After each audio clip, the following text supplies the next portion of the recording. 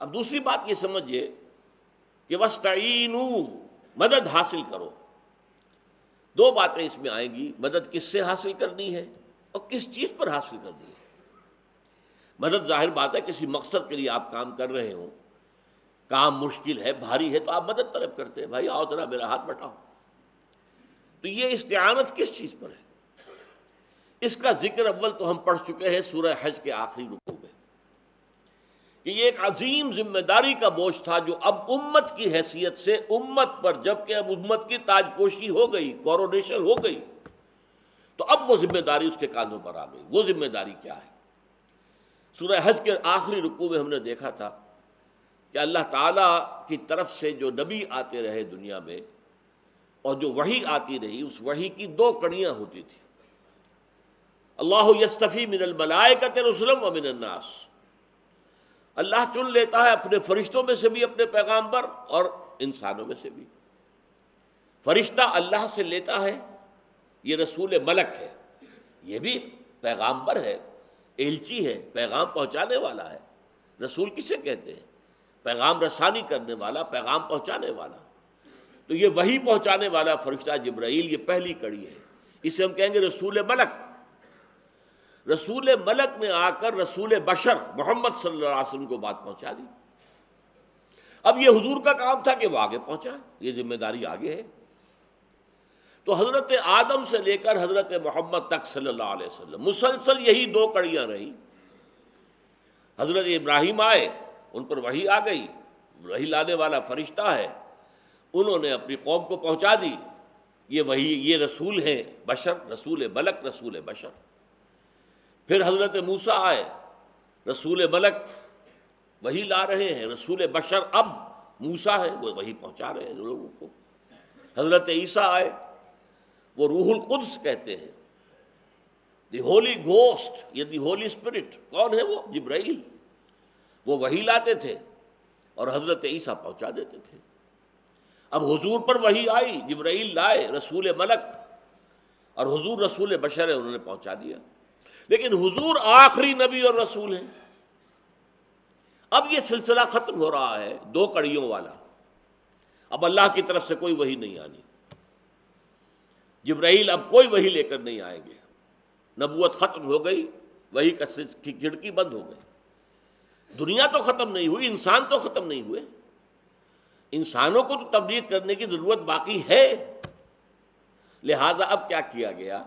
اب کوئی نئی وحی نہیں آئے گی، جبرائیل کوئی وحی نہیں لائیں گے، کوئی نبی نہیں ہوگا، رسول ملک نہیں ہوگا، رسول بشر نہیں ہوگا. امت مسلمہ کو ایک تیسری کڑی کے طور پر، ایک کڑی، دوسری کڑی، تیسری کڑی اب لگ گئی ہے مستقل تا قیام قیامت. یہ امت مسلمہ اب سلسلہ رسالت کی کڑی بن گئی ہے. رسول نے لیا جبرائیل سے، جبرائیل نے لیا اللہ سے، رسول نے لیا جبرائیل سے، پہنچا دیا امت کو، امت نے لیا محمد سے اور پہنچایا پوری نوع انسانی کو. اب ظاہر بات ہے کہ رسالت کتنا کٹھن ذمہ داری کا معاملہ ہے. حضور نے کیسے کیسے شدائد اور مصائب جھیلے ہیں، سیرت تو ہمارے سامنے ہے. اس لیے بڑی نازک ذمہ داری کا معاملہ ہے. رسول پر وحی آتی ہے تو وہ کسٹوڈین ہے، وہ امین ہے، اور اس نے پہنچانی ہے امانت لوگوں کو. اگر خدا نہ خواستہ اس کی طرف سے کوتاہی ہو جائے تو لوگ بچ جائیں گے، رسول پکڑا جائے گا. اسی لیے سورہ اعراف کی 6 آیت میں فرمایا گیا وَلَنَسْأَلَنَّ الَّذِينَ أُرْسِلَ إِلَيْكُمْ وَلَنَسْأَلَنَّ الْمُرْسَلِينَ. ہم پوچھ کر رہیں گے ان لوگوں سے بھی جن کی طرف رسول بھیجے گئے. وَلَنَسْأَلَنَّ الَّذِينَ أُرْسِلَ إِلَيْهِمْ وَلَنَسْأَلَنَّ الْمُرْسَلِينَ. اور ہم پوچھیں گے رسولوں سے بھی. رسولوں سے پوچھیں گے تمہارے پاس ہمارا پیغام آیا تھا، تم نے پہنچا دیا کہ نہیں؟ وہ عرض کریں گے کہ حضور ہم نے پہنچا دیا. اور اب پھر لوگوں سے پوچھا جائے گا تمہارا طرز عمل کیا تھا. اب ان کا حساب شروع ہوگا. یہی وجہ ہے کہ اپنے آخری خطبے میں حضور صلی اللہ علیہ وسلم نے دین کی بنیادی تعلیمات کو دوبارہ دہرا کر پھر سوال کیا الا هل بلغت؟ لوگوں میں نے پہنچا دیا یا نہیں؟ 1.25 کے مجمع نے بیک زبان کہا ہے انا نشہد انک قد بلغت الرسالۃ وادیت الامانۃ ونصحت الامۃ وکشفت الغمۃ۔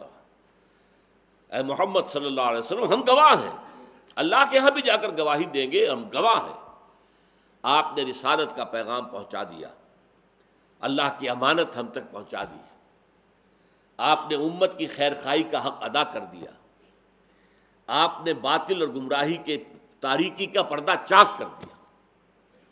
پھر حضور نے نگاہ آسمان کی طرف اٹھائی اور پھر کانگریگیشن جو اجتماع تھا 1.25 کا، اس کی طرف اشارہ کیا، اللہم اشہد اللہم اشہد اللہم اشہد، اے اللہ تو بھی گواہ رہے۔ چنانچہ قیامت کے دن اب رسول گواہ ہوں گے، کھڑے ہوں گے پروزیکیوشن وٹنس کی حیثیت سے، اے اللہ میں نے انہیں پہنچا دیا تھا تیرا پیغام، اب یہ اپنے طرز عمل کے جواب دے۔ پھر امت سے پوچھا جائے گا رسول کے بعد رسالت کی ذمہ داری تم پر آ گئی تھی اجتماعی طور پر، تم نے کس قدر محنت کی، کتنی کوشش کی، کہاں کہاں تک دین پہنچایا۔ اب ظاہر بات ہے اس پر امت کی کامیابی یا ناکامی کا دار و مدار ہوگا، یہ نازک ذمہ داری آ گئی، اس پر مدد کی ضرورت ہے، اللہ سے مدد طلب کرے، نماز سے مدد طلب کرے، نماز کے ذریعے سے مدد تو ہوگی اللہ سے، لیکن صبر اور نماز کے ذریعے سے اللہ کی مدد جو ہے انووک کی جائے، طلب کی جائے، مانگی جائے۔